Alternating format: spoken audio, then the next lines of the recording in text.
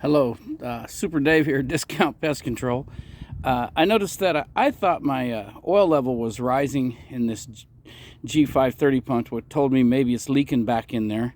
Some of this milky oil is normal, I guess, because of condensation, but oil level rising and oil coming out of the top of the deal, probably not a good idea. So I ordered a pump head that has seals in it already. I think I spent like $236 bucks. So far, I just they show you online, which is great. Watch their videos, but here, we're in the real world out here.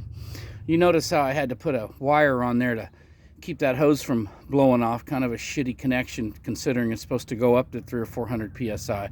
But anyway, I just hold it on with the wire, keeps from blowing off.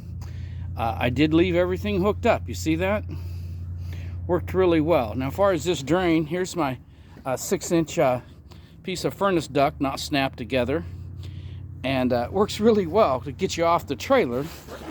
I mean, they show you how to drain the oil sitting in a wonderful factory, which, it's not reality.